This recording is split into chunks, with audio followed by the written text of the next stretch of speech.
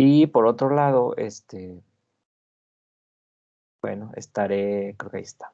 Estaré compartiendo mi pantalla para que me vayan siguiendo en el trabajo, ¿no? Entiendo que ahí pueden vernos. Déjenme conecto por el otro chat, por el otro dispositivo, para poderlos ver, que luego no puedo ver y no puedo registrar. Ya está. Perfecto. Dice ver todos. Ok. Bueno, pues ya estamos aquí. Buenas tardes a todos. Bienvenidos. Eh, Estamos 21 personas en la sesión. Y les decía que estábamos trabajando la vez pasada con unos cálculos para establecer cuál es el mejor tenso activo en la estabilización de una emulsión. Y en ese sentido, pues nos quedamos nada más con un ejercicio pendiente, ¿no? Que era el ejercicio número 8, que es un ejercicio relacionado con cómo determinar las cantidades que vamos a emplear de una base, ¿no? En este caso el bórax, el tetraborato, que eh, es una base inorgánica fuerte. Sin embargo, no es lo mismo poner hidróxido de sodio, cambia muchísimo el pH, pero podemos incluso saponificar prácticamente con cualquier base fuerte para hidrolizar una grasa, un ácido graso y obtener un tensoactivo aniónico. ¿Vale? Doctor, ¿Sí? disculpe que lo interrumpa, pero creo que inició 2 sesiones y creo que en la segunda, hay como 2 o 3 compañeros, pero no sé si sea, Oh, desactualizado. Hay una que se llama reunión y en la que estamos nosotros, que es clase de tecnología cosmética. ok. Entonces, no sé por qué se fueron a reunión. Ahí sí. A ver. O sea, estábamos, dice, ¿estás en reunión? Ah, ya, es que es con el dispositivo electrónico. Está bien. A ver, ya la cerré. Ujú. Se supone que ya. Ahorita ya no me queda nadie. Ahí está. No sé por qué salió una reunión, pero ya quedó. Gracias, Brandon. Entonces, ahí ya estamos, ¿no? Ahora sí, en una sola. Ciro, ya. Estábamos Ok. perdidos, doctor. ¿Y ya nos encontraron? Ya. Perfecto. Una disculpa, no sé por qué estaba la otra sesión. Yo las abrí ambas, ¿eh? Pero es que me conecté con el teléfono y dije, oh, ¿qué tal? Bueno, entonces, no hagan caso a la otra sesión.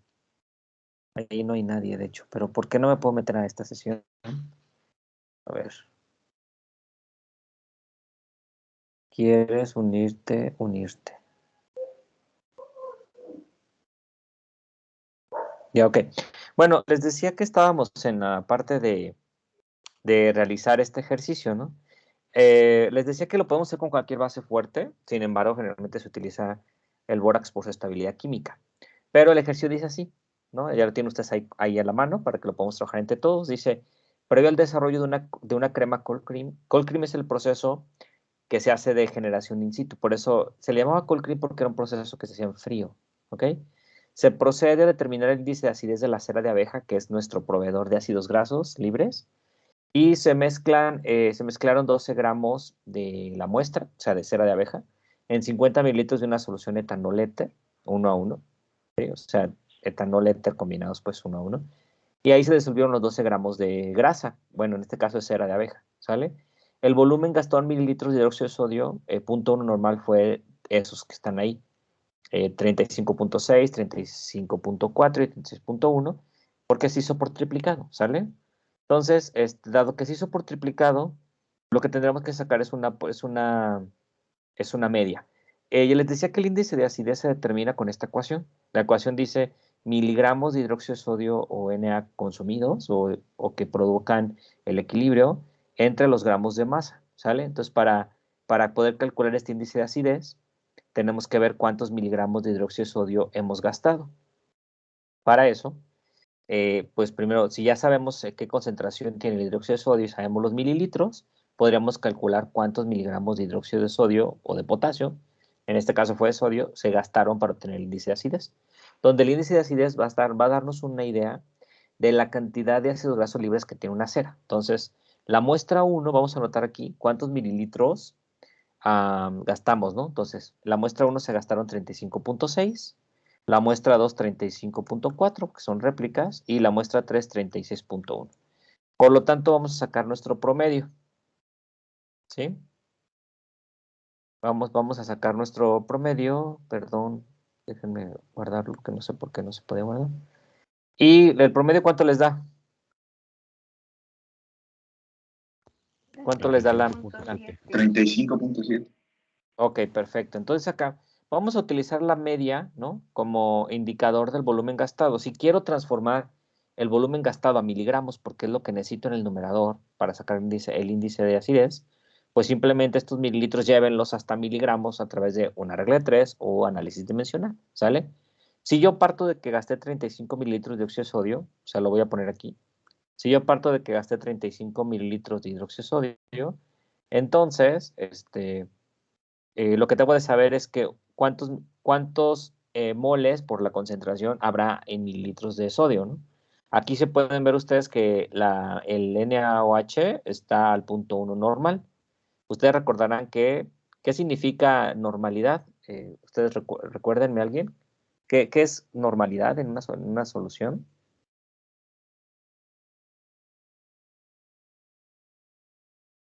El número de equivalentes químicos en un litro de solución.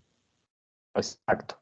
Y los equivalentes químicos se determinan, ¿no? por la capacidad de intercambio de una masa equivalente de hidrógeno, ¿no? Por lo tanto, si tienes un ion que tiene una carga de +1, entonces sus equivalentes químicos son iguales a sus moles. Este es el caso del hidróxido de sodio, ¿verdad? Si es un equivalente químico de otro material, pues seguramente no lo será. En el caso del hidróxido de sodio y del potasio, un equivalente químico es igual a un mol, ¿no? Entonces, aquí podríamos decir que 1000 mililitros, pues tienen 0.1 moles, ¿no? O sea, desde ahí podríamos partir. Si lo que quiero eliminar son justamente los mililitros de óxido de sodio, pues 1000 mililitros tienen 0.1 normal, 0.1 moles, perdón, de hidróxido de sodio, y con el peso molecular poder transformar los moles a gramos, ¿no? O a miligramos, como sea. Entonces, un mol, ¿cuántos gramos tiene? Pues el peso molecular del óxido de sodio, por acá se los puse, ¿no? El hidróxido de sodio tiene un peso molecular de 40 gramos. ¿Sale? Aquí diríamos 40 gramos, pero como para convertirlo o sea, un mol tiene 40 gramos, pero para convertirlo directamente a miligramos, pues simplemente lo dividimos estos 40 entre 1000, ¿no? Para transformar de gramos a miligramos, lo cual te diríamos que un mol tiene, perdón, tendría que ser ¿no? Por 1000. Perdón, tiene que ser por 1000, perdón, ¿no? O sea, un mol tendría 40,000 miligramos, ¿no? Ok. ¿Cuántos miligramos de hidróxido de sodio son los que gastamos en equilibrio ácido de esta cera de abeja?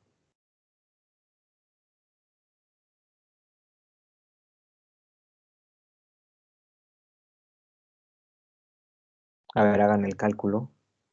3.57 a mí me sale. ¿Miligramos? ¿Sí? Ya transformando todo, ¿no?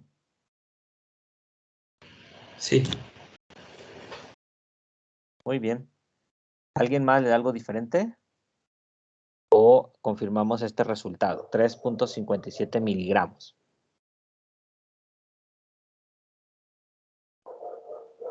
¿Sí? ¿Los demás?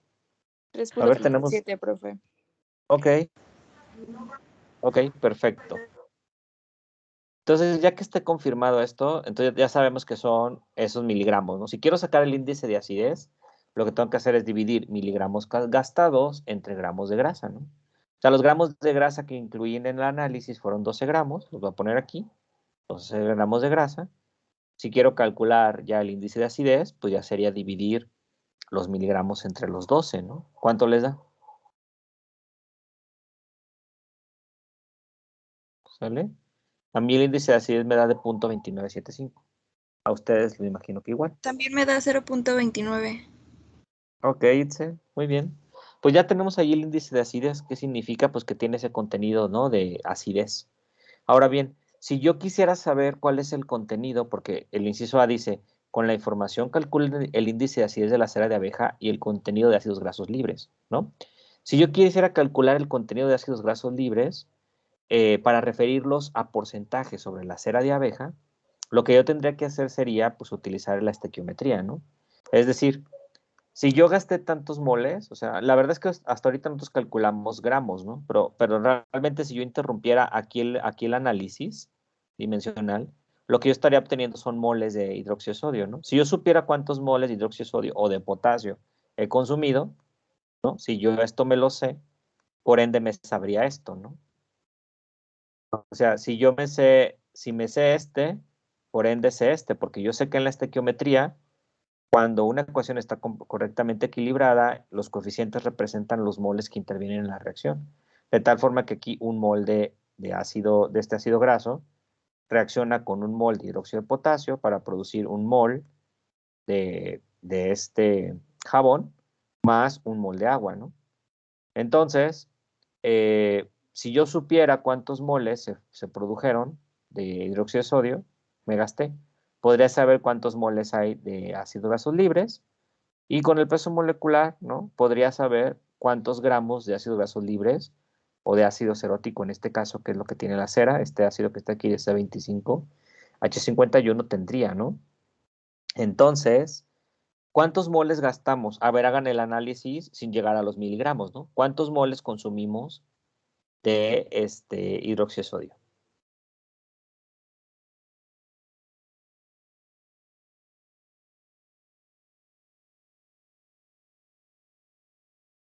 Sería 35.7 por 0.1 entre 1000, ¿no?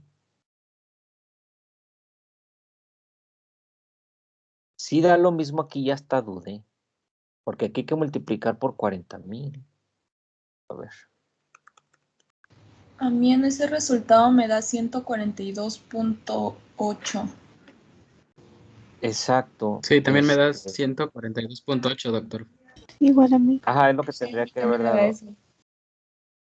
Ya ven, entonces por eso les decía que confirmemos, no porque alguien esté mal, sino porque... Y nadie decía nada, ¿no? Entonces, realmente son 142.8 por lo que aquí refiere. Por lo tanto, el índice de acidez sería de 11.9, ¿sale? Si quiero sacar los moles neutralizantes de dióxido de sodio, pues nada más sería multiplicar esto por esto entre 1000, ¿no? O sea, 35.7 por 0.1 entre 1000, ¿cuánto les da?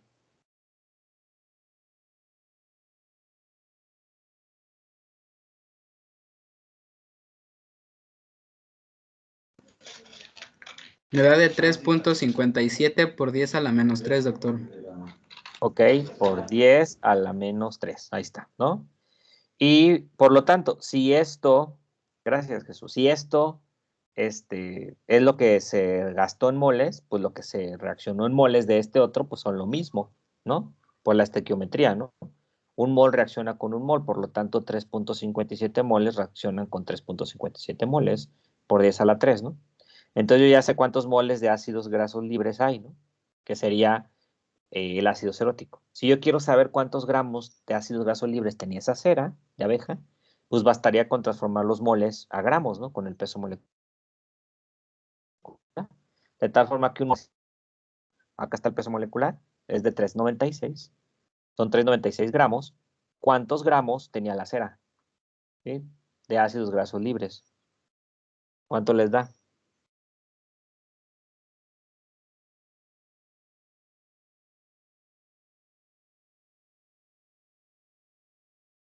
Sería este por este entre 1, ¿no? Pues es un cálculo muy rápido.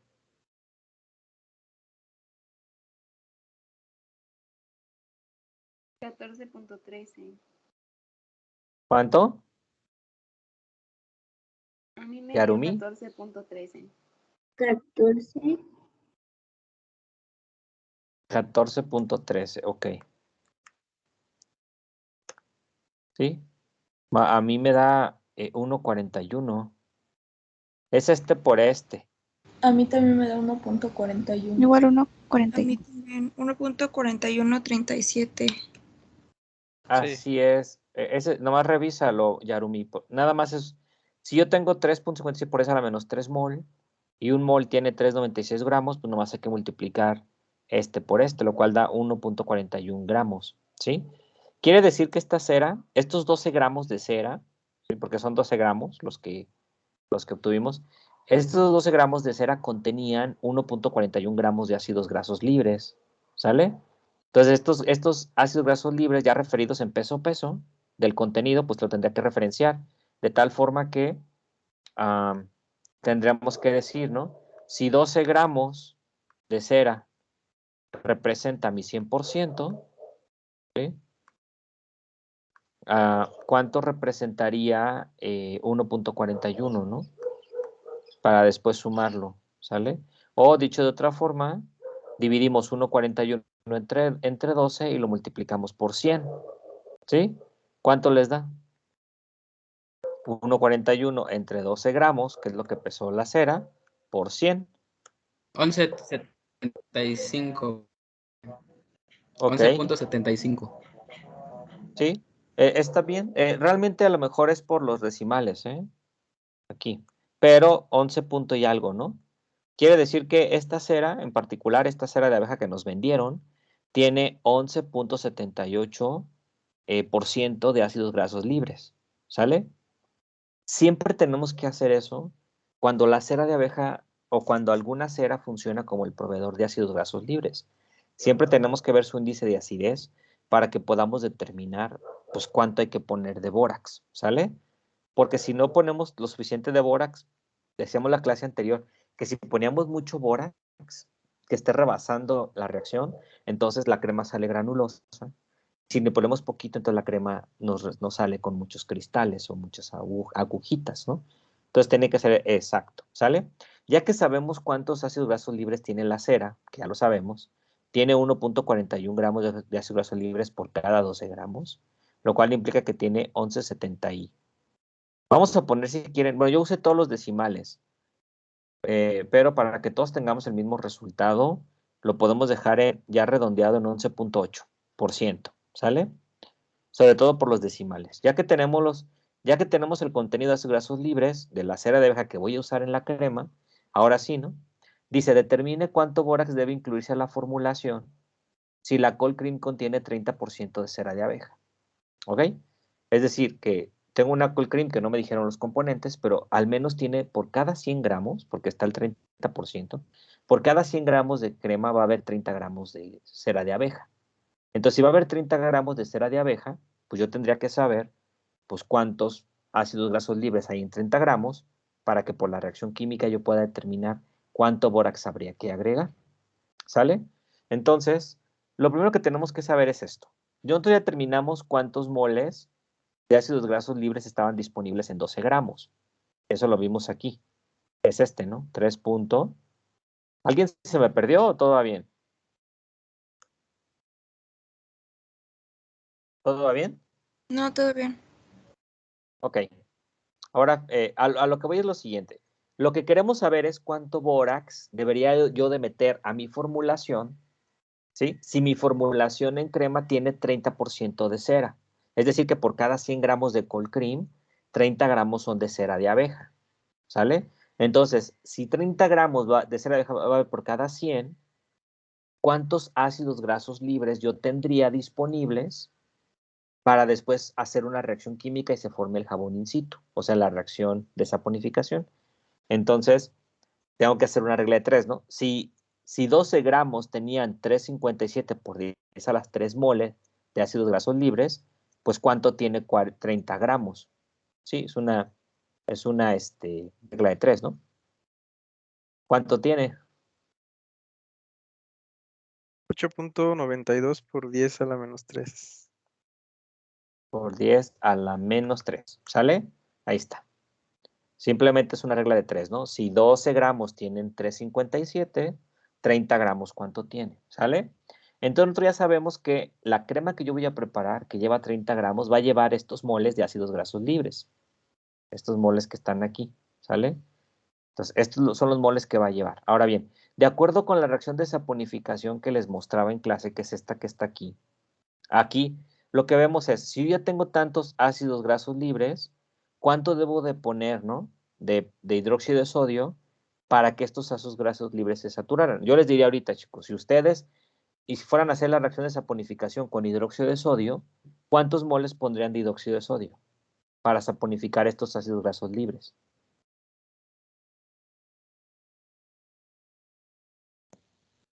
La mitad, Doc.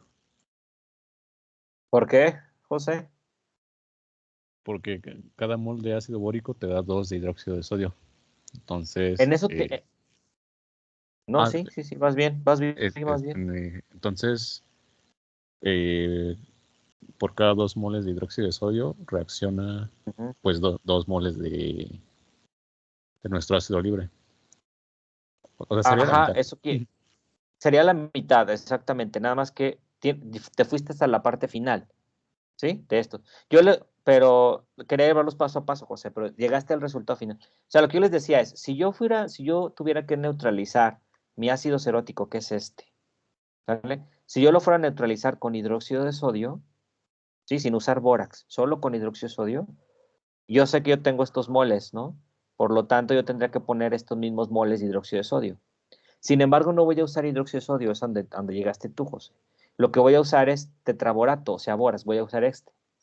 Entonces, de acuerdo con la reacción química del tetraborato, un mol de tetraborato produce en realidad 2 moles o el equivalente a 2 moles de hidróxido de sodio. Por lo tanto, ¿no? Si cada mol de tetraborato produce 2 moles y yo necesito solo un mol para neutralizar un mol de ácido cerótico, pues necesitaría exactamente la mitad, ¿no? O sea, necesitaría la mitad de un mol. Yo tendría que decir aquí, dicho de otra manera, ¿no? 0.5 moles, y si dividimos la ecuación a la mitad, 0.5 moles de tetraborato reaccionan con 3.5 moles de agua para producir un mol de hidróxido de sodio, ya a la mitad, ¿no? Y producir 2 moles de ácido bórico. ¿Sale? Quiere decir entonces que ya una vez que produzca un mol, pues este mol sería el mol que necesito aquí para poder neutralizar el mol que se tiene acá, ¿no? Por lo tanto, de tetraborato necesitaría esto, 0.5, o sea, la mitad, como bien refiere José. ¿Sí estuvo claro para todos, Sí, sí, doctor. Sí, doctor. jóvenes? Ok, Doc, gracias. Sí, bueno, entonces si estuvo claro, pues ¿cuántos moles voy a requerir de bórax? Pues la mitad, ¿no? Entonces, si yo requería 8.92, pues entre 2, pues esos son los que yo necesitaría para poder neutralizar todos los ácidos grasos libres que tiene esa cera, ¿vale? Ahora sí, si quiero saber cuántos gramos de bórax debo de poner, pues simplemente transformo estos moles de bórax a gramos y lo puedo hacer con el peso molecular, ¿no? El peso molecular está acá, del bórax, 201.13. Entonces, pues aquí lo que pondríamos es que estos que están aquí, miligramos, ¿sí? Estos moles, lo voy a transformar a gramos, ¿no? Si cada mol tiene 201.13 gramos, ¿cuántos gramos tendría que poner en mi formulación para que la crema se me estabilice? ¿Cuántos?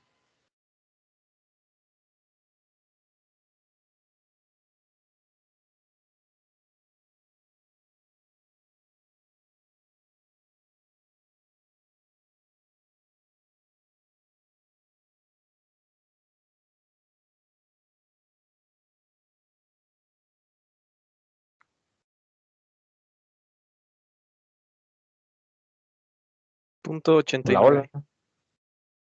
Punto 89. 0.89. Ok, Brandon. Sí, 0.89 está en medio eso. Ok, nada más verificando. Muy bien, Cristian. Entonces, 0.89 gramos de bórax es lo que pondría en mi fórmula. De tal forma, no me dijeron que tenía más la fórmula, ¿no? Lo que sí sé es que la fórmula de la cold cream, sí, voy a escribirlo aquí, ¿no? La fórmula en su contenido, ¿sí? Eh, perdón, en su contenido, pues tiene cera de abeja, que esta cera de abeja, está al 30%, porque tiene 30 gramos, ¿no? Por cada 100, al 30%, más otros componentes, ¿no? O sea, tendría otros ingredientes, ¿no? ¿Cuánto tendría de bórax mi formulación? Pues tendría para esta cera, ¿no? Tendría 0.89%. ¿sí? Para esta fórmula. Entonces, con este contenido de bórax yo garantizo que todos los ácidos grasos libres que provee la cera de abeja se saponifican, forman cerotato de sodio, y ese cerotato de sodio lo que hará será estabilizar la fórmula con con la formación pues de la emulsión, ¿sale? En realidad ya en la práctica efectivamente usamos el bórax como agente saponificante. Aún así agregamos 2 tensoactivos más, uno arriba, uno abajo del HLB requerido, pero nada más para darle estabilidad a largo plazo. Pero en realidad la emulsión se estabilizaría solamente con poner la cantidad de bórax necesario, ¿no? Entonces, este método de utilizar bórax, que le conoce como del jabón in situ o del jabón naciente, y se utiliza justamente para ceras que proveen ácidos grasos libres. Y no todas las ceras los proveen, ¿no? Entonces habrá algunas ceras que no los tengan y que entonces habrá que agregar simplemente otra cosa que no sea bórax, ¿no?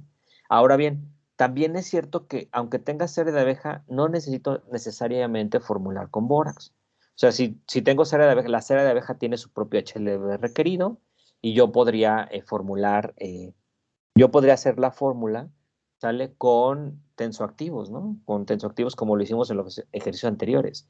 Lo único que pasa es que cuando lo hago con los tensoactivos, como los ejercicios anteriores, entonces, pues ya no necesito del bórax y lo tengo que quitar de la fórmula. Pero ambos métodos se pueden. ¿Qué es lo que hace entonces diferente formularla con bórax a obtener jabón in situ o formularla con tensoactivos? Pues la realidad es que los sensoriales son bien distintos. Los tensoactivos dan unos sensoriales mucho más suaves. Esta crema, Cold Cream, da unos sensoriales de una crema muy, muy gruesa. Una crema, de hecho, una crema como la tipo Nivea, la de tarro, ¿sí? Que dan esos sensoriales porque así es como da el bórax, ¿no? Entonces dependerá de qué intenciones tiene la crema para definir si la hago por bórax o si lo hago por uso de tensoactivos, ¿vale? ¿Tienen alguna pregunta, alguna duda con este ejercicio?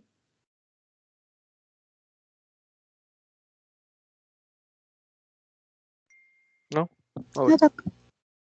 Ok, bueno, pues entonces aquí terminaríamos los ejercicios. Me faltó ponerles la tarea, es verdad, se me olvidó. Pero ahí tengo la serie para que practiquen con estos ejemplos y será una tarea mejor que ya les deje. Espero mañana poderla poner en el team para que la puedan resolver y ya lo podamos hacer, ¿no? Ahora bien, jóvenes, pasando a otro tema, ya con el uso, ya con el manejo de los tensoactivos, ustedes hicieron la entrega de la tarea bueno, la actividad 2, que esa actividad 2 correspondía a, correspondía al análisis sensorial, ¿no? Ya les califiqué a todos el trabajo, ¿sí? Entonces, cualquier duda que tengan con la calificación que ahí plasmé, ustedes me lo dicen. Pero fíjense que les comentaba que yo iba a hacer un análisis estadístico de el comportamiento de los sensoriales que hicieron ustedes como panel de preferencias, ¿no? Aunque hicimos un estudio de preferencias con un método efectivo, también hicimos un estudio de comparaciones con un método analítico, que por eso usamos las escalas hedónicas. Y recordarán ustedes que cada equipo tenía un diferente tipo de crema. Ya una vez me dieron todos los reportes que están aquí, yo saqué los datos de sus evaluaciones e hice la estadística. No la hice con usted, la hacíamos en clase, pero dado que es difícil trabajar en equipos ahorita por la distancia, pero yo hice los cálculos. Entonces, ahí ustedes pueden ver mi tabla, ¿sí? Y en esta tabla, fíjense, en el primero tengo el producto que llamamos Lubriderm. Además que quiero que vean el análisis que fue muy interesante. Es el producto que llamamos Lubriderm. Aquí están las calificaciones. Estos son los panelistas. Por ejemplo, la crema Lubriderm tuvo 11 panelistas. No sé por qué hubo tantos de Lubriderm. A lo mejor todo el mundo encontró la crema, ¿no? Pero estos son los panelistas que hicieron Lubriderm. Aquí están las calificaciones de cada uno de los sensoriales. ¿Sale? Y además, esta es la crema S de Pons. Aquí están los panelistas. Aquí están sus calificaciones. Esta es la crema Heinz. Aquí están los panelistas y aquí están los sensoriales. Y esta es la crema de Nivea, ¿no? La del tarro azul, que aquí están los panelistas y aquí están sus calificaciones. Cuando nosotros tenemos panelistas, obviamente ustedes entenderán que cada panelista representa una réplica del análisis, porque es como hacerlo más de una vez. Por lo tanto, obviamente los valores que tenemos que tomar es la media, ¿no? O sea, si yo quisiera reportar el perfil sensorial de esta crema Lubriderm y tuve 11 panelistas por ejemplo, para evaluar la thickness, pues entonces tendría que sacar la media de todos los panelistas, ¿no? Sacar la media de esto y la media de esto y la media de esto. Sin embargo, como estas son variables discretas, ¿no? Porque son variables que no están en una escala finita de valores, en la que nunca les dimos oportunidad de que tuvieran valores decimales, ¿no? Porque la escala no era continua, sino que era una escala más de una variable discreta. Por lo tanto, habrá que sacar la media para variables discretas, que espero que lo hayan visto en estadística. Yo sé que sí, porque tuvieron buenos maestros. Esta es la ecuación para sacar la media discreta, y esta es la desviación estándar discreta. Entonces aquí pueden ver ustedes, por ejemplo, la crema Lubriderm, aquí están sus 6 parámetros que se midieron, y aquí está la media, ¿no? Por ejemplo, el thickness tiene una media de 3.1, el spreadability de 9.6 para el caso de Lubriderm, el melting point de 9.5 y así, ¿no? Entonces, para sacar la media, simplemente cada valor que puede tomar la variable se multiplica por su frecuencia relativa, que es esta, ya calculada del total, y se suman, ¿no? Las multiplicaciones para sacar la media. Por lo tanto, aquí pueden ver los valores del Lubriderm. Aquí están las medias para S de Pons, que son estas de aquí. Estas son las medias para todos los panelistas que participaron. Acá participaron 11, perdón. Aquí participaron 7. En la de Heinz eran 6. Y la de Nivea eran 7. Y aquí están todas las medias. Posterior a ello, aquí están las medias por producto, que es como un método analítico como tal. Lo primero que me gustó, que les voy a compartir de lo que hicimos, a pesar de que no fuimos panelistas entrenados, lo primero que me gustó es que la desviación estándar era muy pequeña. Sí, hubo casos donde sí era muy grande, ¿no? Por ejemplo, aquí, esta es la media, esta es la desviación estándar. Se fijan, la desviación estándar prácticamente nos lleva casi al 0, ¿sí? Pero hay otros grupos donde la media donde la desviación estándar es muy pequeña, o sea, 0.6, por ejemplo, para el thickness, para la crema. Los que evaluaron crema Heinz fueron los panelistas que tuvieron la menor desviación estándar. ¿Qué significa esto? Que prácticamente todos los panelistas coincidieron desde sus lugares en valores casi cercanos, ¿no? O muy parecidos entre sí. Es decir, que casi todos los que participaron en la crema Heinz, por ejemplo, coincidieron en que el thickness para esta crema pues estaba muy cercano a 3.7 o a 4, ¿no? Por lo tanto, la desviación estándar es muy, muy bajita, ¿no? Cuando la desviación estándar es muy alta es porque pues dieron calificaciones muy variadas, ¿no? A cada sensorial. Y algo que me gustó fue eso, ¿no? Que encontré desviaciones estándar bajitas, ¿no? Para muchos casos. Lo cual significa que casi todo el mundo percibía lo mismo, ¿no? Al evaluar su producto. Entonces, como es un método afectivo y es un método analítico, la idea es compararlos. Pues aquí está, por ejemplo, la crema Lubriderm, la S de Pons, la crema Heinz, la crema Nivea, y aquí están las medias para todos los sensoriales, ya la media que proviene de todos los analistas, todos los panelistas. Y este es el perfil sensorial que se creó, ¿sí? Entonces, que es como lo hacemos normalmente a nivel industria, ¿no? Lo cual nos sirve ya como de parámetro de calidad o de otras cosas, ¿no? Entonces, vean ustedes ahí lo interesante del asunto. Primero, que la gente o los panelistas perciben muy similares las cremas S de Pons, la crema Heinz y la crema Nivea, la crema Lubriderm, que son el azul, el rojo y el verde, ¿no? O sea, los perciben muy parecidos en cuanto a que se esparcen bien o medianamente bien, en cuanto a que se funden medianamente bien, porque eso depende de los valores, pero muy, muy similares. Y en cuanto a que las 3 cremas dejan un residuo o un grosor no tan alto, ¿no? Por ejemplo, donde sí difieren mucho las cremas es acá en la grasosidad. O sea, porque más o menos, o sea, ustedes pueden ver esos 3 productos en particular, ¿eh? Vean ustedes, en cuanto a la suavidad después de aplicarse, casi todas las cremas coinciden en un valor muy similar. En cuanto a que se siente muy pesada, casi todas coinciden en un valor muy similar de esas 3 cremas, ¿no? Igual se esparcen casi muy similar, y se funden muy similar, ¿no? En la piel. Pero, por ejemplo, sí no dejan la misma sensación cuando se trata de, o el aspecto grasoso, ¿sí? Entonces, por ejemplo, la crema que menos aspecto grasoso dejó es esta, la azul, es la que tiene el valor más cercano a cero. Aquí en el centro está el cero. Entonces, la azul, que es esta, ¿no? La crema Lubriderm es la que menos grasa deja. Y la que más grasa deja de esas tres es esta, la verde, o sea, la crema S de Pond's, ¿vale? Entonces ya desde aquí podemos ir viendo hacia dónde van las preferencias de los consumidores. Si quisiéramos preguntarles por grasosidad y demás. Obviamente la crema Nivea es muy distinta a todas, por eso no es comparable, ¿no? O sea, es comparable en términos de que es completamente diferente en todo es completamente diferente, pero no quiere decir que no la podamos comparar con las demás, ¿no? Pero lo que sí es claro es que casi todas las cremas anteriores, unas más fluidas que otras, porque finalmente el S de Pond's es pastosita, la crema Lubriderm más fluida junto con la crema Heinz, pero tienen casi los mismos sensoriales a excepción de la sensación grasosa, ¿no? La cual para la gente o para los panelistas, la que menos grasa deja es la crema Lubriderm. Pero vean ustedes, por ejemplo, los que hicieron la crema Nivea, ¿no?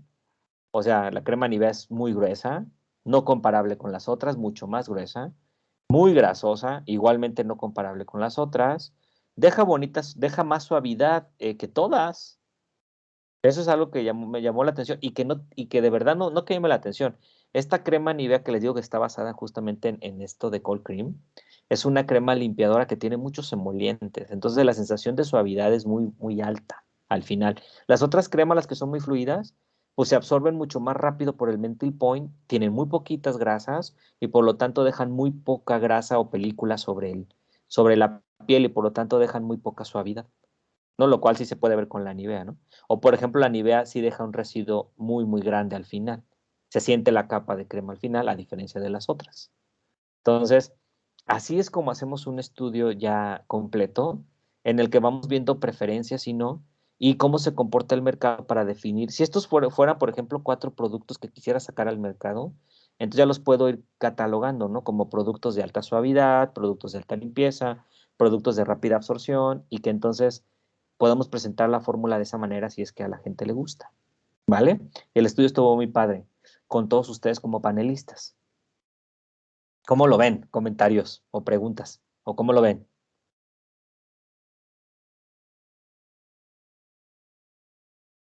Bueno, en lo particular, la crema Heinz, Ujú.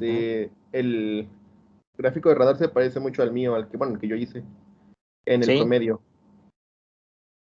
sí, Eloy, tiene mucho que ver porque estamos sacando la media de todos los que hicieron la crema Heinz. Pero, y además fue como te digo, los que hicieron la crema Heinz son los que menos desviación estándar tuvieron. O sea, son los panelistas que más estaban similares en sus resultados. ¿Sale? Bueno, ¿los demás qué opinan? ¿Aprendimos algo? ¿Todo bien?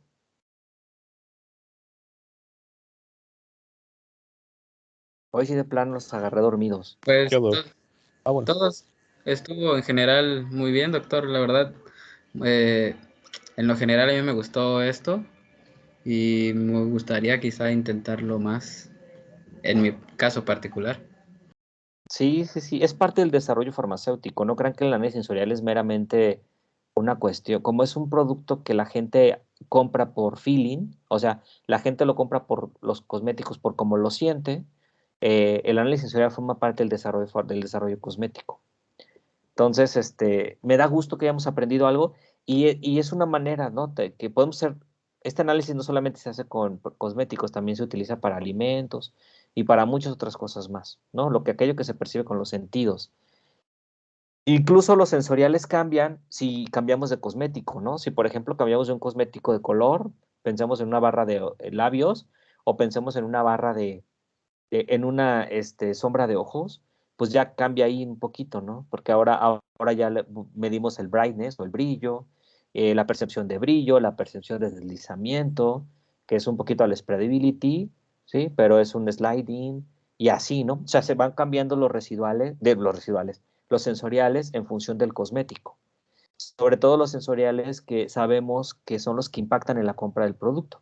Si yo voy a comprar un shampoo, ahora viene la foamy, ¿no? El foamy effect, o sea, la producción de espuma, que es algo que le gusta a la gente medir, y así sucesivamente, ¿vale? Bueno, espero que podamos ir al laboratorio ahora que hagamos un regreso escalonado a la facultad. Pero bueno, les quería mostrar los resultados, les decía, no lo hacemos entre todos, lo hacemos entre todos, pero como hoy era complicado tener a todos trabajando en el mismo ejercicio por equipos, decidí yo darles los resultados. Pero si alguien quiere que le comparte este archivo para que vea cómo se hizo, se los comparto con gusto. Es más, se los voy a compartir ahí en el team para que lo revise con gusto, ¿vale? Bien, ¿dudas? ¿Alguna pregunta? ¿Todo No, bien? doctor, Sí, por mi parte bien, no. doctor. Todo bien, doctor. Ok, ¿qué pasó, Jesús? Por ejemplo, ahorita de que comentó lo de la espuma, ¿eso es un buen indicativo de un buen jabón? Lo de que haga espuma y no haga espuma. No, En el caso de los shampoos. no es un buen indicativo, o sea, no, más bien, no es un indicador de efectividad, Jesús. El punto no es ese, o sea, el punto es que en el análisis sensorial, la gente tiene una psicología extraña, o tenemos, no digo la gente, tenemos una psicología relacionada con la cantidad de espuma. Creemos que la cantidad de espuma lleva a una mejor limpieza. Si el producto es dermatológico, creemos que la espuma discreta o la espuma más espesa también lleva un efecto más limpiador. Entonces es una cuestión psicológica muy sensorial, Jesús. La realidad es que si yo te doy un agua micelar que tiene muy buenos tensoactivos y no hace nada de espuma, es un excelente limpiador. Entonces no está relacionado con la espuma en ningún sentido, pero sí está relacionado con la eficacia en cuanto a términos de aceptabilidad. De hecho, a veces en los champús, bueno, ya platicaremos eso en champús, pero a veces en los champús se agregan espumantes solo por generar espuma, porque a la gente necesita que haga espuma, Jesús. O dímelo tú, ¿te gustaría un champú que no haga espuma cuando te bañes? Porque sí los hay. ¿Qué dices? Pues creo que sí es un factor. ¿Sí o no? Pues sí, ¿no? Sentiría Pues raro, yo ¿no? digo que A mí sí, no me creo gustaría que que no sí. hiciera espuma. Exacto, Rodrigo. O sea, estaría como muy raro, aunque la espuma no tiene nada que ver con el grado de limpieza. Pero la realidad es que, pues sí, o sea, estaría como medio extraño, ¿sí? Entonces, pues bueno, es una cuestión meramente psicológica y sensorial, ¿no? Y a la gente hay que darle lo que quiere. Entonces, eso pasa con esto y con muchos otros cosméticos más, ¿eh? Que la gente los percibe así. Es como les digo, algo que se me ha hecho muy de marketing ha sido los limpiadores de maquillaje bifásicos, ¿no? Entonces la gente, los ve en el mercado y los ve separados las dos fases y entonces lo asocia a que una vez que los mezcla dice, wow, se mezclan, lo usa y lo limpia y luego, wow, se separó. En realidad eso es una emulsión que no tiene un tensoactivo y no se estabiliza en el tiempo. Y pero bueno, eso es sensorial para las personas y tiene mucho marketing, ¿no? Entonces, y por eso las compran. Entonces, no es engañarlos, es simplemente darles. Al final, la realidad, como decíamos, la calidad de un cosmético está ligada al fabricante. Y si el fabricante dice que algo es limpiador, ¿sí? Bueno, pero cuando vean esas partes, ustedes me pregúntense, ¿yo compraría un producto que esté así? Y entonces, pues ya ustedes me dan respuesta, ¿no? ¿Cómo ven? ¿Vale? Sí, querido profesor. Sí, Sí, doctor. doctor. Muy bien, pues vamos a seguir con nuestra clase. Vamos ahora a ver qué operaciones unitarias y cuál es la reología de los cosméticos que necesitamos para poderlos fabricar. Ya quiero entrar a la parte de evaluación de piel y voy un poquito atrasado, por eso vamos a avanzarle hoy un poquito en esto. Pero la realidad es que como la clase es tecnología cosmética y debo de enseñarles cómo tomar decisiones a nivel ya industrial. Entonces vamos a ver justamente esto. Ya vimos hasta ahorita cuáles son las propiedades físicas, ¿no? Si tengo cosméticos que están en solución, las propiedades físico-químicas de cosméticos que van en emulsión ¿Qué operaciones unitarias debería yo de utilizar y qué les debo de medir a los cosméticos para que los pueda fabricar? ¿Sale? Van a ser otra vez como una especie de recordatorio, pero revisemos un poquito y ustedes me van diciendo si hay dudas. ¿Sale? Bueno, ¿cuáles son las operaciones unitarias comunes en una línea cosmética? Eso dependerá obviamente del producto. Y les voy a poner el producto más complejo que sería una crema o una emulsión. Si por ejemplo, estamos hablando de un enjuague bucal o una fragancia, o un perfume o un agua micelar o algo que es en solución, ¿sí? Pues basta con que tengamos simplemente un tanque de agitación. Y entonces utilizamos pues sí, un tanque con propela y ahorita les muestro cómo hay que seleccionarlo, ¿no? Pero si tuviéramos una línea de manufactura de cremas, entonces tendríamos lo siguiente, ¿no? Tendríamos agua, como hasta aquí, en este esquema, esta es producción de agua, nada más que este es electrodionización, aquí luego viene ultravioleta, que es para purificarla, y el tanque de almacenamiento.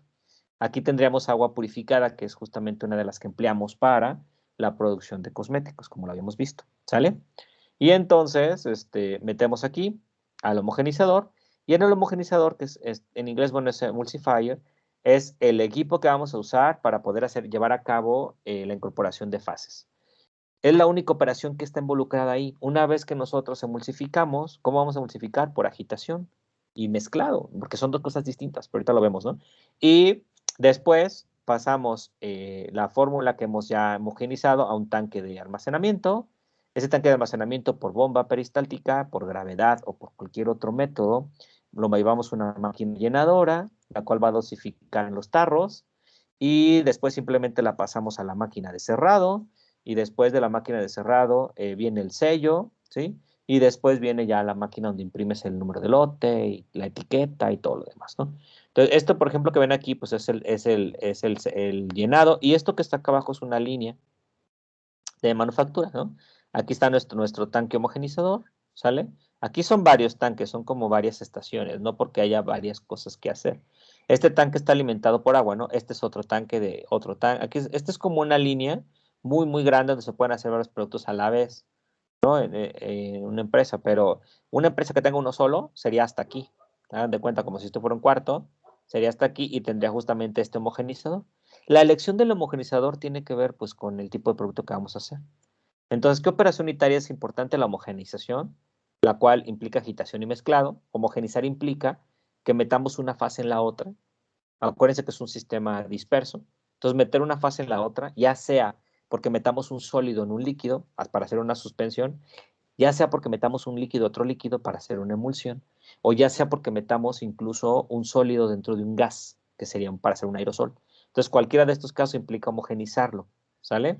Y la otra, pues, operación unitaria es el llenado. En realidad son líneas muy fáciles, no tan complejas. No estamos hablando, por ejemplo, de una tableta que lleva que granulación y que secado y tamizado, ¿sale? Y todo lo demás. Ahora, esta es una operación unitaria, una línea de producción para una crema, pero si esto fuera un polvo facial, por ejemplo, o fuera un maquillaje, si fuera un maquillaje, primero, antes habría un tamizado de polvos, porque los maquillajes son suspensiones, y si fuera una sombra de ojos, pues tendríamos un mezclado de polvos, que ese mezclado de polvos yo creo que, espero que lo hayan visto muy bien en formas sólidas, ¿no? Donde hayan visto los mecanismos de mezclado, los tipos de mezcladores, la elección de tipo de mezclador, la importancia del tamaño de partícula, la segregación. O sea, todas esas operaciones se van en el mezclado de polvos.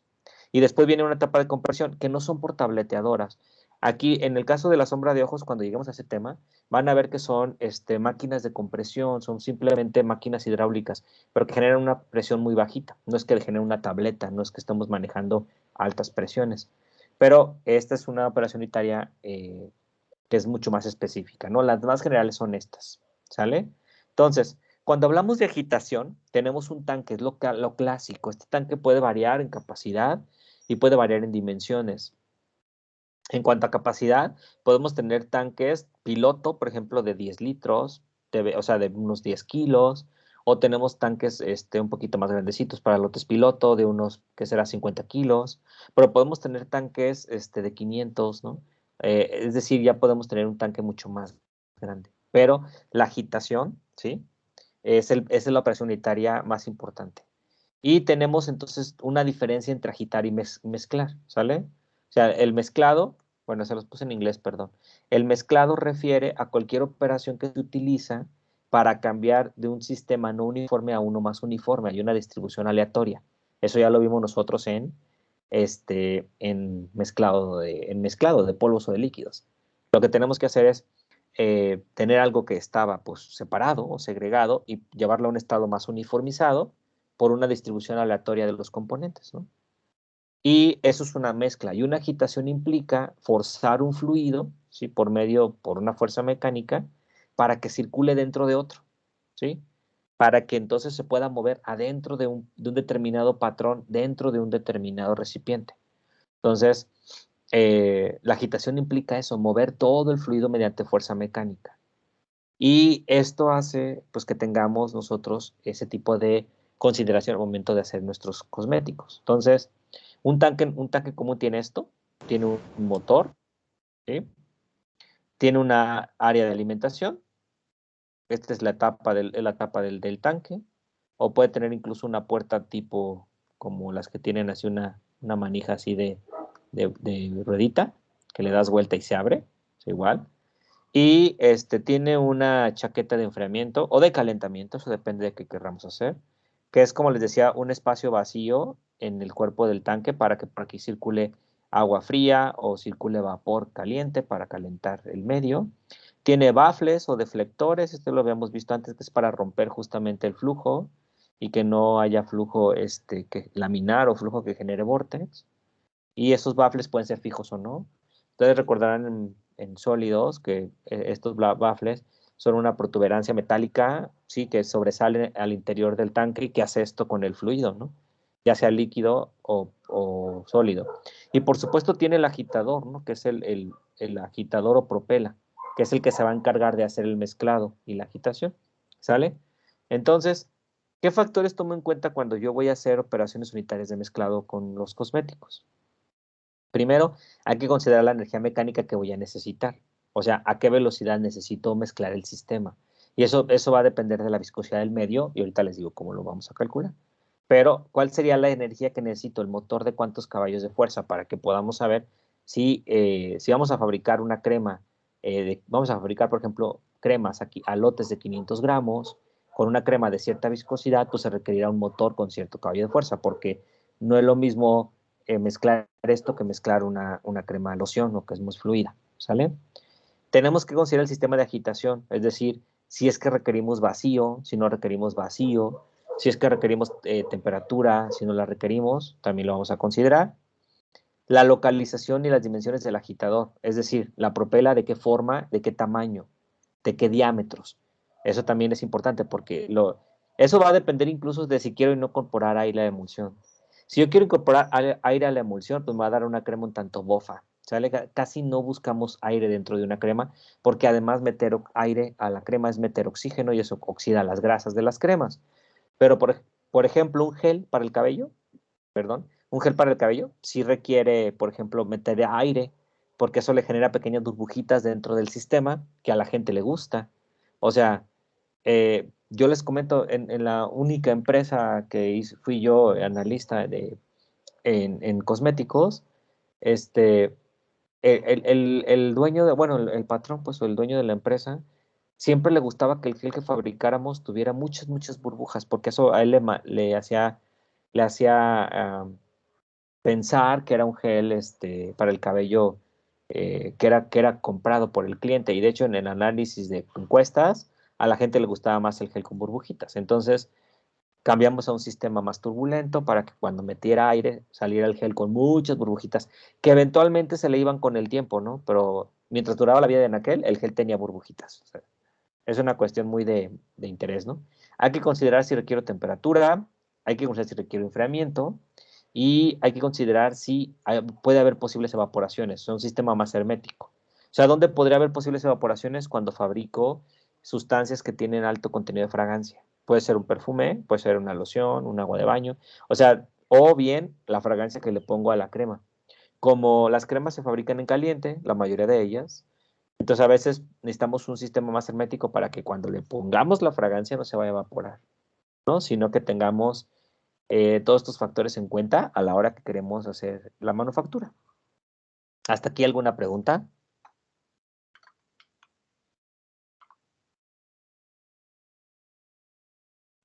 Nada. ¿No? Muy bien. Además, también necesito saber si quiero hacer homogeneización al final, lo cual implica hacer como un doble proceso. Eso dependerá si, por ejemplo, durante la manufactura, cuando se enfría la crema, se separan las fases y luego hay que volver a agitar. ¿Sale? Entonces, los agitadores, ¿cómo los voy a elegir? O sea, la propela, pues la voy a elegir en términos de dos cosas, ¿no? Si quiero un flujo axial o si quiero un flujo radial. El flujo axial es el flujo que va en sentido paralelo al eje de la propela, o sea, ¿sí? Este aquí, que va justamente alrededor del eje, ¿no? Y el flujo radial es el que funciona alrededor de la perpendicular del agitador. Ambos nos dan diferentes perfiles de agitación. El flujo axial generalmente tiende a darnos vórtex, el flujo radial no. Entonces eso se puede conseguir con la propela. Si yo quiero y me interesa tener vórtex, pues o elijo un flujo axial y hay propelas que dan flujos axiales. Si quiero no elegir un vórtex o no incorporar aire al sistema, entonces elijo un flujo radial que mueve prácticamente esto como hacer pequeños movimientos alrededor de la propela, ¿no? De forma perpendicular. Y entonces hay muchos tipos, ¿no? O sea, tenemos propelas de paletas, tenemos propelas turbinas y tenemos propelas de hélices. La realidad es que ¿cómo se eligen entre más viscosas, ¿no? Primero, si quiero un flujo radial, ¿sí? Pues voy a utilizar justamente cualquiera de estos de aquí, ¿no?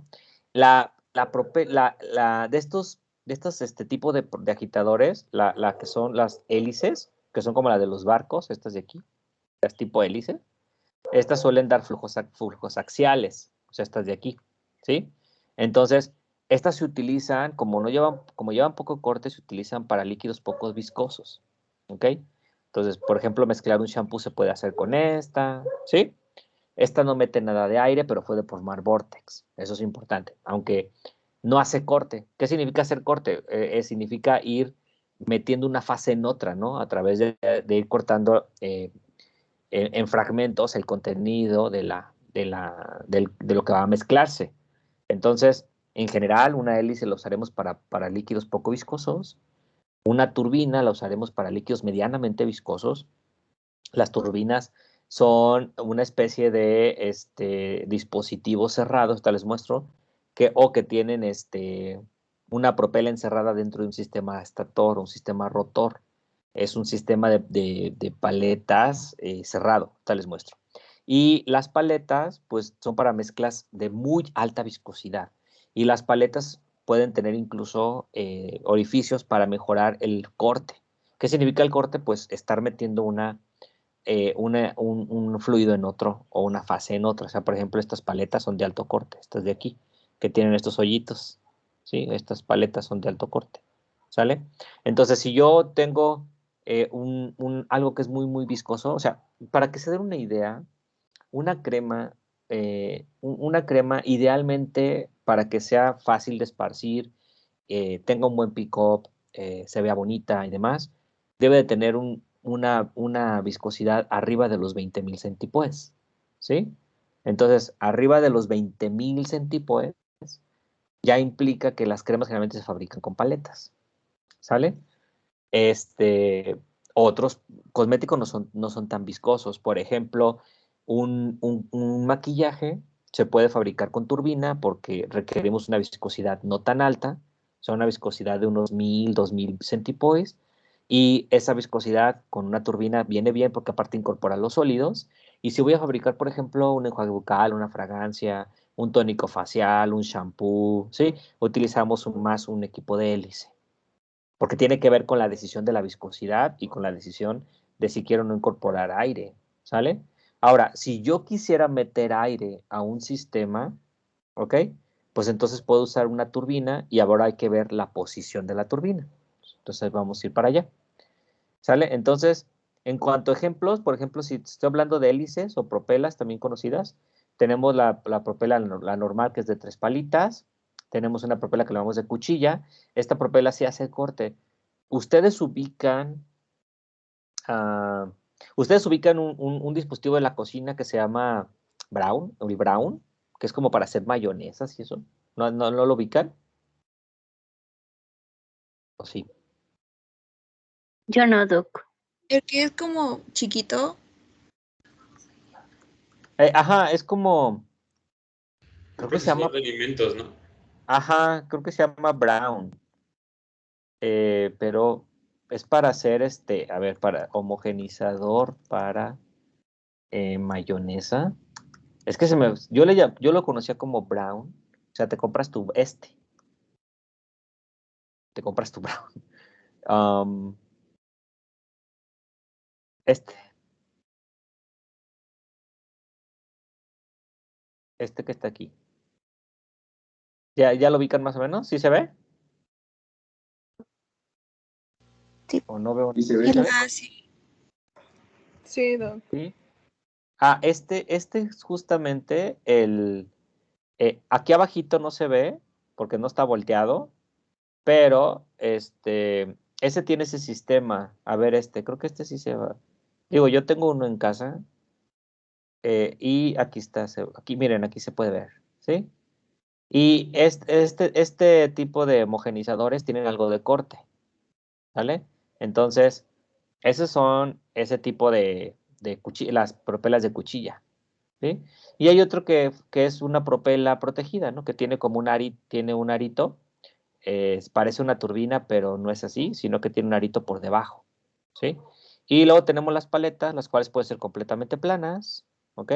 Pueden ser paletas inclinadas, que estas paletas inclinadas son, esta es plana, la inclinada es la que está como así, más que ahí en la imagen no se ve, y así está pegada, ¿no? O sea, en lugar de estar así y hacer esto de vueltita, en realidad está como así, como en diagonal, y hace esto, ¿sí? Como aventar, ahí va.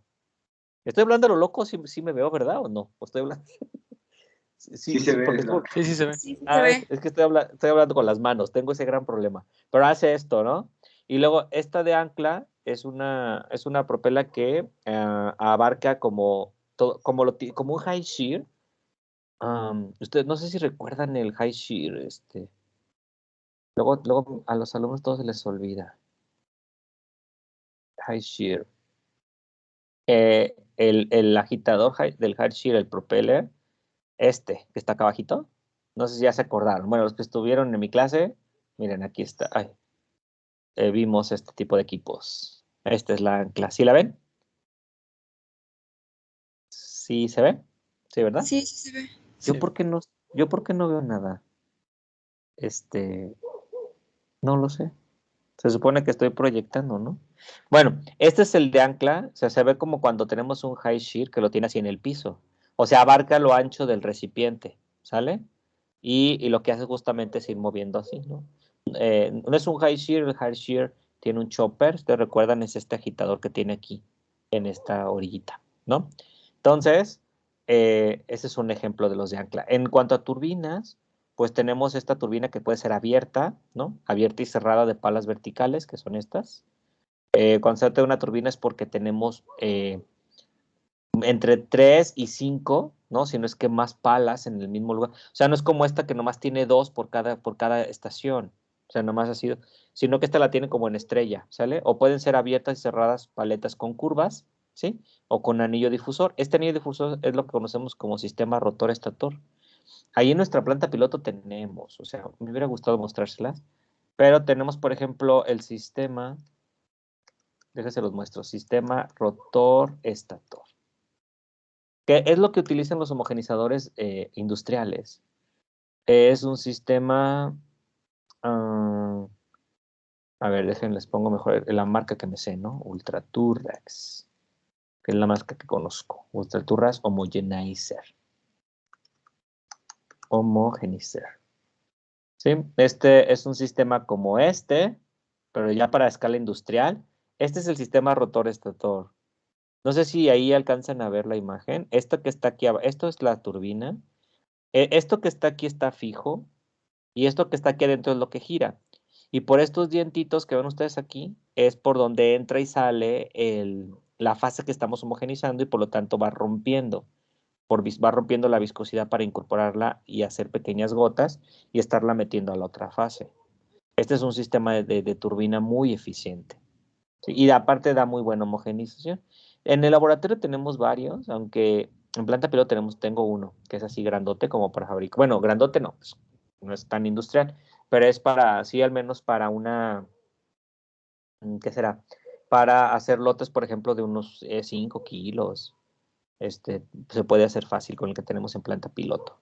Y ese es el sistema. Miren, aquí está otro sistema rotor estator. Este tiene aquí fijo y aquí adentro está las cuchillas, ¿no?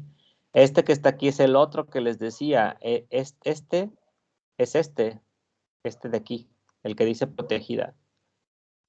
¿Sí lo ven? ¿Sí se alcanza a ver, jóvenes? Sí, doctor, sí se alcanza a ver. Ok, este es el sistema de propelas, ¿no? Entonces, ¿cómo sabemos nosotros cuál usar? Bueno, ya sabemos que las propelas utilizan flujo normalmente axial, las paletas y las turbinas normalmente flujos radiales, y entonces unas meten mucho aire, otras generan vórtex. Habrá que ver cuál podemos usar, ¿sale? Entonces, ¿qué factores voy a tomar en cuenta para elegir el agitador? Lo que voy a elegir primero es la aplicación, o sea, ¿cuál es el objetivo de lo que voy a mezclar? ¿Simplemente voy a mezclar? ¿O voy a emulsificar? ¿O voy a suspender sólidos? Si voy a mezclar, entonces una propela de hélice, tipo marina, así le llamamos porque parece la de un barco, ¿sí? Sería ideal, ¿no? Si voy a emulsificar, pues dime qué vas a emulsificar. Si es una loción, a lo mejor puedes usar unas turbinas. Si es ya una crema muy pastosa, como la nieve, entonces hay que usar paletas, ¿sale? Si vas a hacer suspensión de sólidos, pues a lo mejor hay que usar una turbina. Si quieres crear vortex, no hay mejor que una propela, y así, ¿no? O sea, si quieres alto corte, entonces utilizaremos un tipo rotor estator, o sea, una turbina protegida o cerrada, ¿sale? Entonces, eso va a depender qué quiero mezclar para poder saber. ¿Sí? Ya les di una idea general. En general no son reglas escritas sobre piedra, simplemente son algunas recomendaciones, ¿no? Obviamente, ¿qué flujo quieres, no? Si lo quieres axial, es porque quieres un mezclado líquido-líquido, ¿verdad? Como les decía, un enjuague bucal, un perfume, o sea, si quiero mezclar eso, un axial, líquido-líquido, ¿sale? O si quiero hacer simplemente transferencia de calor, o sea, cuando voy a calentar para mezclar, sí, por ejemplo, hagan de cuenta que si se hicieran las emulsiones en 2 fases y en una primera fase se pusieran todos los lípidos que se tienen que fundir y luego mezclarse para luego combinarse con el agua y hacer la emulsión, entonces en esa primera etapa puedo meter un flujo axial, porque lo que voy a hacer nada más es mezclar las fases, ¿sale? O por transferencia de calor. O bien, si requiero meter vortex, pues utilizo este tipo de flujos, ¿no? Ya sé que un flujo axial lo generan generalmente hélices o propelas. Si quiero un flujo radial, entonces ya sería una dispersión, ¿no? Ya sea gas en líquido, o ya sea sólido en líquido, o ya sea emulsificar, que sería líquido en líquido, pero que son invisibles. Y para eso, pues, utilizaría un flujo radial, utilizaría paletitas, ¿sale? Entonces, ¿qué otra cosa es importante? El diámetro del tanque. O sea, el tamaño del tanque o el diámetro lo determina también el diámetro del agitador. Si yo, por ejemplo, quiero hacer flujos radiales o axiales, lo más recomendable es que utilicemos un tanque al 1/3 del diámetro del recipiente. O sea que si, por ejemplo, mi tanque tiene un diámetro de 3 metros, el diámetro de mi paleta o el diámetro de mi turbina tiene que ser de 1/3. O sea, si mide 3 metros, pues el diámetro tendrá que ser de 1 metro, el del agitador, ¿no? Si fuera un tanque gigante, pero un tanque normalito mide como unos 2 metros, y por lo tanto estaremos hablando de como unos 70 centímetros más o menos el diámetro de la propela, ¿sí? Ya para agitadores de flujo axial, que meramente axial, ¿sí? Como que son así, ya saben, de propelas, entonces menor al 70% del diámetro del vaso, o podría haber obstrucción. Entonces, eso va a depender, pues, de cómo lo querramos, pero podemos hacer el cálculo incluso. Ahora, si es por viscosidad, pues propelas para viscosidades bajas, que es más o menos la regla que les estoy dando. Si quiero viscosidades bajas, entonces propelas tipo hélice, viscosidades grandes, turbinas, viscosidades muy grandes, entonces paletas, o anclas, ¿no? O paletas en ancla. ¿Por qué? Porque eso es mover una masota, ¿no? Entonces, ahí se requiere como una fuerza de corte mucho más grande. en general, ¿no? Y los equipos tienen todas estas funcionalidades, ¿sale? Entonces, yo por aquí les quería mostrar cómo son los equipos. Ahí se puede ver el YouTube, el YouTube. ¿Ya se me durmieron? Sí, profe, sí se puede ver. Ah, yo pensé que sí se me durmieron. Ah, que estamos, profe, todavía. Aquí estamos, doctor. No nos Vean ustedes, dormimos. gracias por ser atentos. Este que está aquí es son equipos diferentes para la manufactura. Vean ustedes. No sé si se escucha y si no, pues creo que no tiene volumen. Pero, por ejemplo, este equipo es automático, se llena tranquilamente, ¿no? 40 revoluciones por minuto. O sea, este equipo es un equipo que tiene paletas, o sea, tranquilamente puede hacer un mezclado sencillo, ¿no? ¿Sale? Déjenme, por aquí había visto el esquema que quería que vieran. Es un sistema de agitación y vaciado, ¿no? Que va directamente a un recipiente ya llenado, ¿sale? Ahí tiene un agitador de ancla, nomás que está súper lento, que generalmente las revoluciones por minuto tienen que ver, más o menos, vean ustedes, 300 litros de manufactura, está súper bien, ¿no? Para este tipo de equipos, que aparte utilizan bombas peristálticas para poder administrar o utilizan también pistones, ¿no? Para poder administrar, para poder sacar la manufactura. Estos son equipos de los que utiliza L'Oreal en su planta.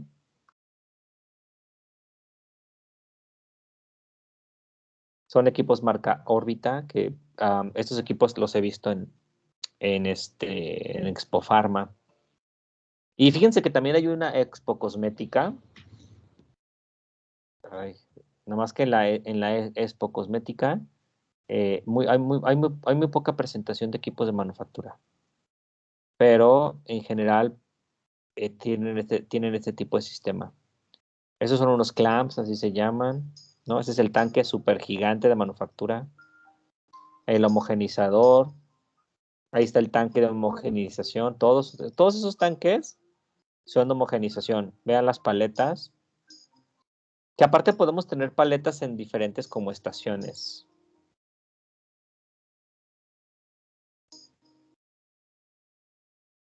Esto tiene creo que es este de acá, el que no sé. Vean estos tanques que están aquí. Ahorita les muestro. Déjenme ver si me puedo regresar.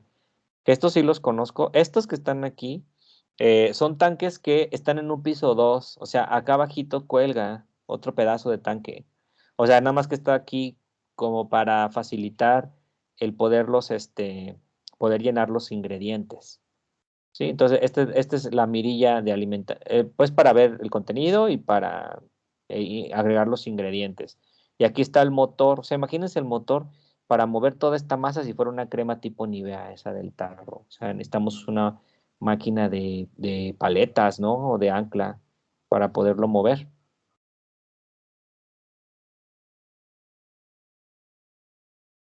Y más o menos tienen, ya en escala industrial, porque hay otros obviamente más chiquititos que se pueden. Yo les decía que el año pasado, al menos los llevaba yo a conocer la empresa que está aquí en CIVAC, para que ustedes corroboren los equipos que allí hay. Este es un sistema de agitación de Inox, que es una marca que es buena. Y ese es su tanquecito. Este tanquecito, por ejemplo, hay unos de 50 litros, que más o menos depende de la densidad, ¿no? Vean, ese por ejemplo, tiene paletas, pero vean ustedes, tiene paletas en diferentes estaciones, ¿no? Para también favorecer la homogenización, ya como tal, ¿no? En estos tipos, toda esta agitación es meramente radial, o sea, la mezcla se mueve alrededor de forma perpendicular a donde se encuentra el agitador.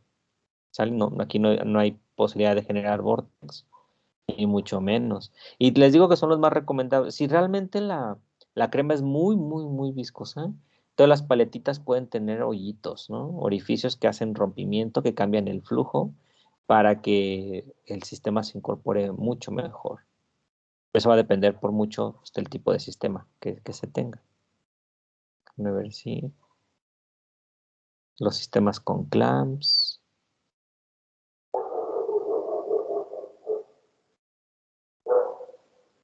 Ok, pero en general es como los tipos que se tienen, ¿sale?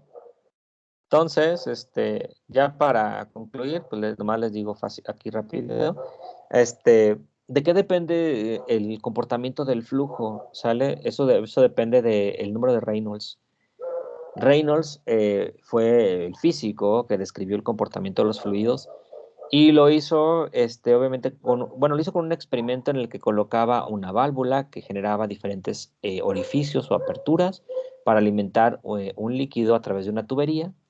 Y lo hizo a través de soluciones de color, ¿no? Con lo cual pudo observar cuando en el flujo no había intercambio de momento, y entonces ese flujo era un flujo laminar, que es un flujo que al no transferir una masa sobre otra, vuelve un sistema un tanto más homogéneo, menos energético.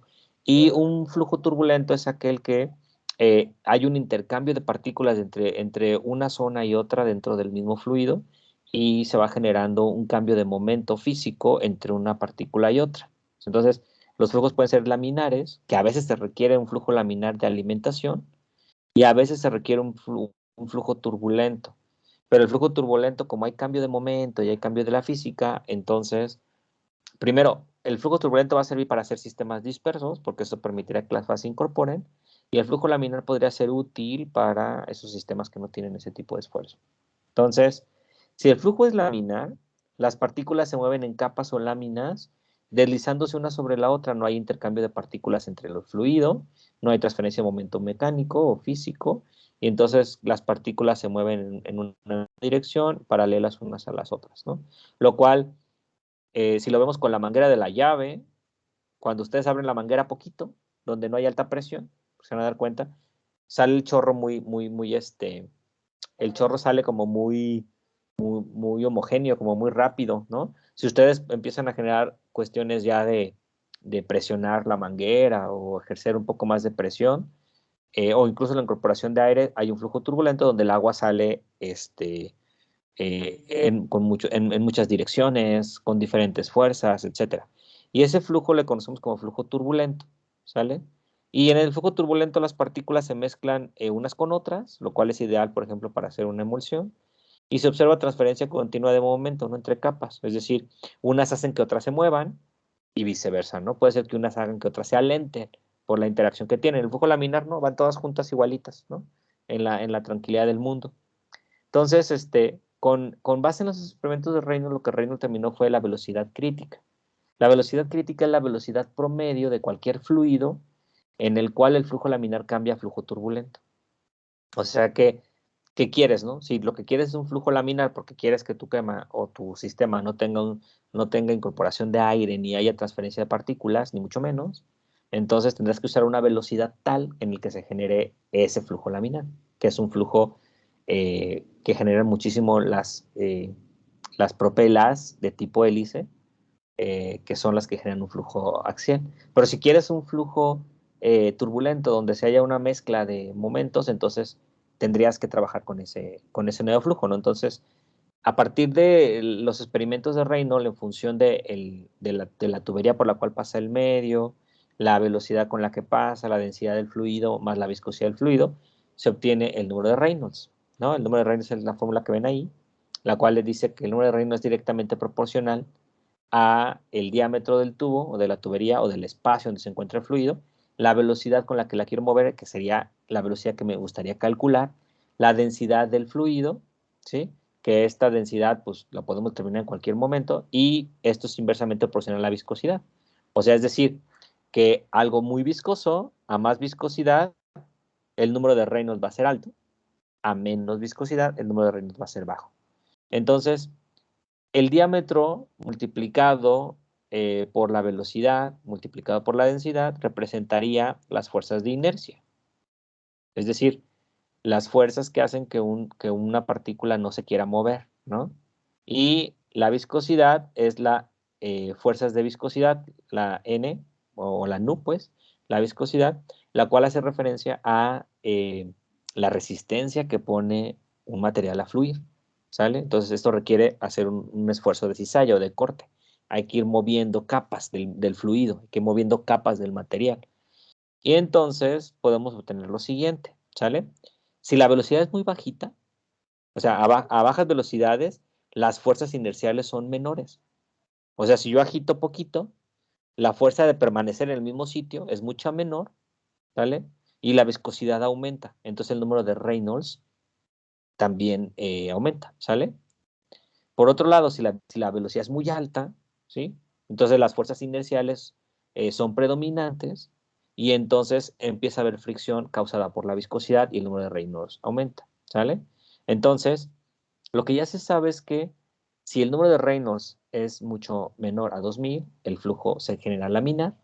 Si el número de Reynolds es mayor a 4000, el flujo es turbulento. Entonces, ¿qué quieres?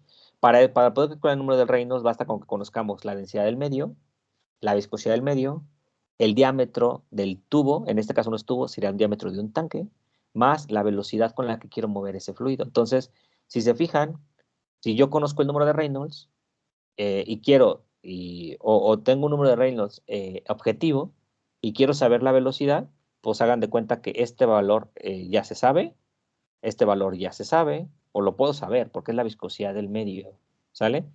Este valor ya lo tengo porque es una constante, que es el diámetro. Este es el que yo voy a buscar para obtener un determinado flujo. Y entonces puedo despejar la velocidad y puedo determinar a qué velocidad debo de agitar mi sistema para cuando no conocemos, ¿no? O sea, obviamente mucha gente lo hace prueba y error, ¿eh? O sea, mucha gente dice, ah, sí, a ver, agítalo a 100 revoluciones por minuto y a ver qué te da, ¿no? Sin embargo, podemos ser más ingenieros o más técnicos en la decisión de determinar a qué velocidad voy a agitar. Y esto aplica no solamente para preparar emulsiones de alta viscosidad, sino para preparar soluciones y para preparar suspensiones farmacéuticas, ¿no? Y cosméticas. Entonces, una vez que yo pueda determinarlo, pues tranquilamente puedo decir, ¿sabes qué? Pues con este diámetro, con esta densidad, con esta viscosidad y con este número de Reynolds que busco, pues agítalo a tantos metros por segundo y transformarlos en revoluciones por minuto. Y entonces ya sabríamos a qué velocidad trabajar, ¿sale? Y en ese sentido, pues cuando un líquido se va a someter a una mezcladora o a un proceso de agitación, pues hay tres componentes que pueden causar estragos en la velocidad, ¿no? Del líquido. Entonces, uno es la velocidad longitudinal, que es la que es paralela al eje de la mezcladora, o sea, al eje que es el tubo que sostiene la propela. Una velocidad rotacional, que es la que se genera alrededor del eje, que es esta que está aquí, la B. Y una velocidad radial, que es la que se genera alrededor de la propela. Entonces, aquí hay una velocidad con la que se mezcla, aquí hay otra y aquí hay otra velocidad, ¿no? Ahora, si yo tengo esta propela, ya saben que esto se genera normalmente un flujo laminar, se genera un vórtice.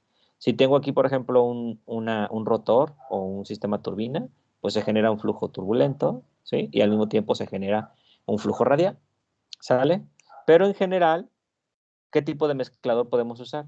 Pues si es uno de paletitas, ya es muy barato, buen flujo radial, es rotacional y lo podemos utilizar sin problema para obtener cremas. Desventajas, pues que hay un elevado riesgo de formación de vértices a velocidades muy altas. Eso no va a ocurrir a velocidades tan bajitas, que es la que usamos con número de Reynolds. Si son de hélices, pues hay un buen flujo en las tres direcciones, es más caro que el de paletas, pero además sí se genera vórtice. Y si es de turbina, es una muy buena mezcladora, es muy cara, ¿sí? Pero es uno de los mejores homogenizadores, que es el sistema rotor estator que les digo, como el de la cocina, ¿sale? Y en ese sentido, pues podemos nosotros tomar ya decisiones sobre qué equipo podemos usar, conociendo simplemente las propiedades de nuestro producto, cuál es nuestra viscosidad, y todo eso se puede escalar, porque todo lo puedo trabajar a escala laboratorio y luego lo calculo para un equipo ya mucho más grande, ¿no? En ese sentido. Bien, ¿hasta aquí alguna pregunta? Ya casi terminamos, jóvenes.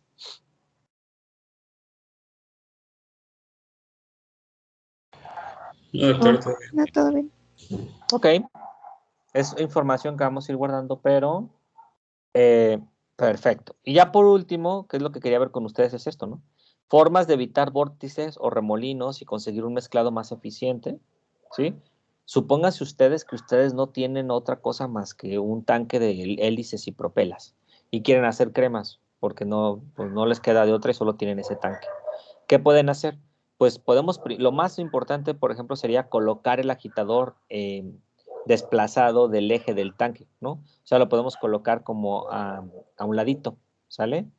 A la derecha, o, bueno, a la izquierda o derecha, como sea, pero que esté a un ladito del eje central del tanque, eso nos va a evitar justamente hacer vórtex. Y con eso podríamos nosotros evitar también el meter aire al sistema.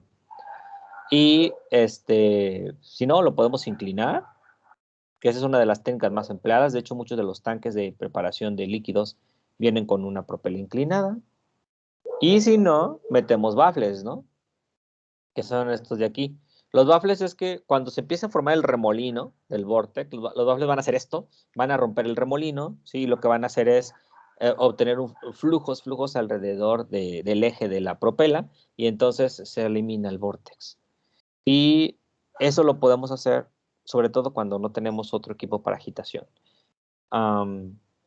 No soy yo ingeniero, pero en mi experiencia me tocó ver el cambio. Justamente se preparaba, era una crema en gel para una empresa y se utilizaba justamente un tanque de hélice.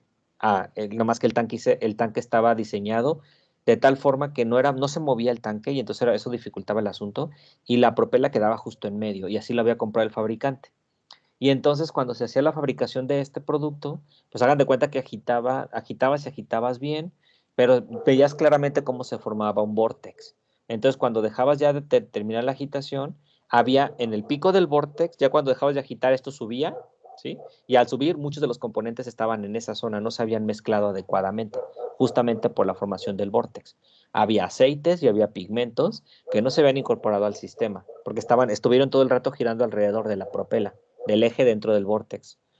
Entonces, ¿qué hizo el fabricante? Pues no tuvo más remedio que hacer una modificación a su equipo, y lo que hizo fue instalarle en la mirilla que se veía ahí como para abrir y echar los materiales, que es una mirilla que está como en diagonal.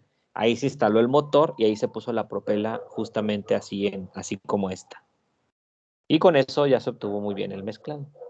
La verdad es que no lo resolvimos nosotros desde desarrollo, porque no teníamos esa formación ingenieril, pero sí tuvimos apoyo del área de mantenimiento, y ellos hicieron ese procedimiento y con eso se pudo lograr, ¿sale? Entonces, puede haber guías como estas, donde qué tipo de agitador se usa en función de qué flujo quiero, y además cuáles son los diámetros, ¿sí? Esto que dice de ATT es el diámetro del tanque versus, o sea, es el radio que existe entre el diámetro del tanque y el diámetro de la propela.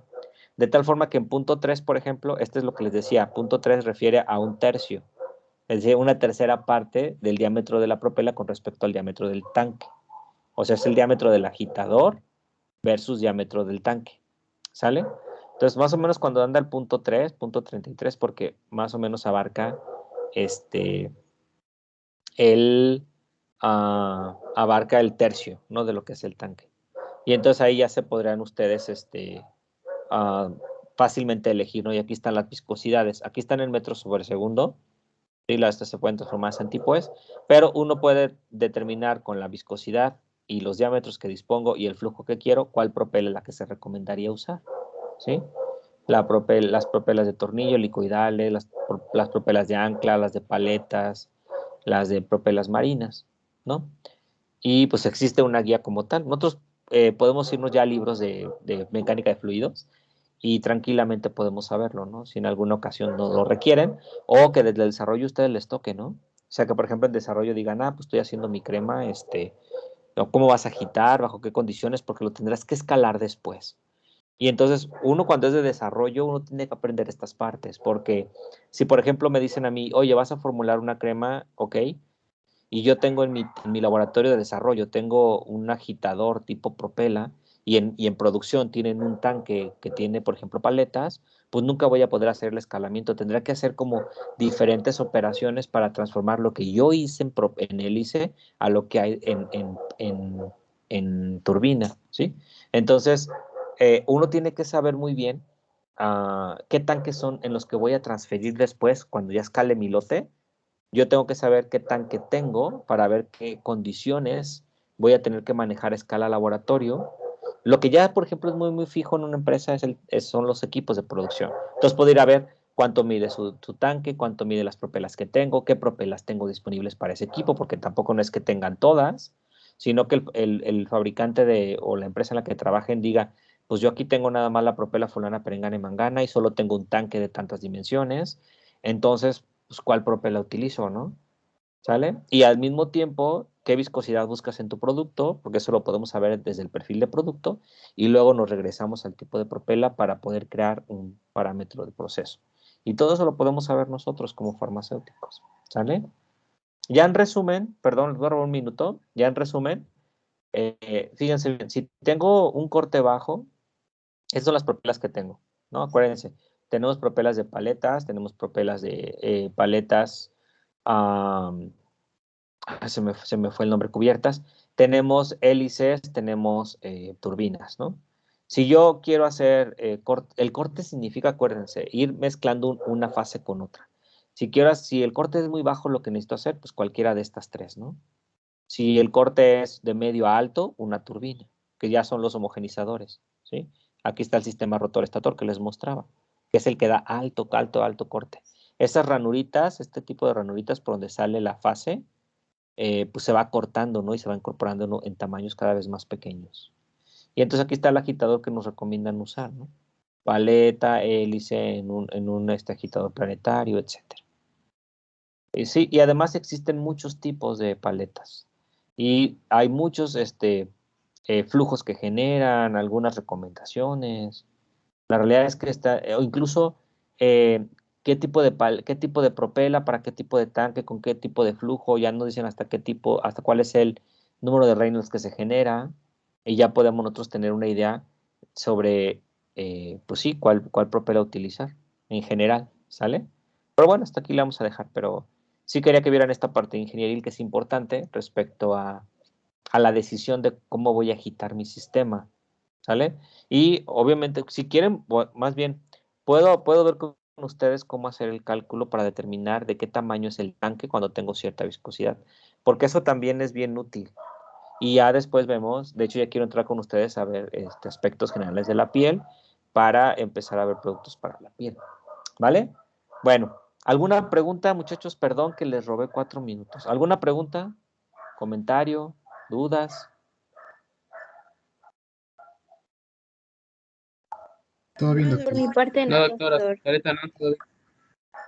¿Todo bien? Revisen el video para que después tengan sus notas. Va a ser importante que uno ubique todos estos conceptos en cuanto a operaciones unitarias para fabricar cosméticos. ¿Sale?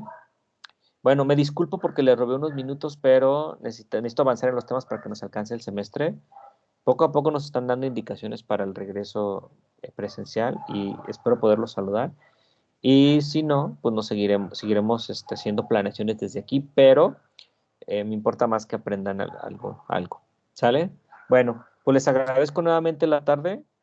Estamos trabajando y nos vemos el próximo jueves. ¿Sale? Bueno. Sí, Sí, doctor. muchas Hasta gracias. luego. Doctor, Muchas gracias. gracias. Gracias, hasta luego. Nos vemos, Pido, gracias. gracias. A ustedes, gracias por ser atentos. Hasta luego.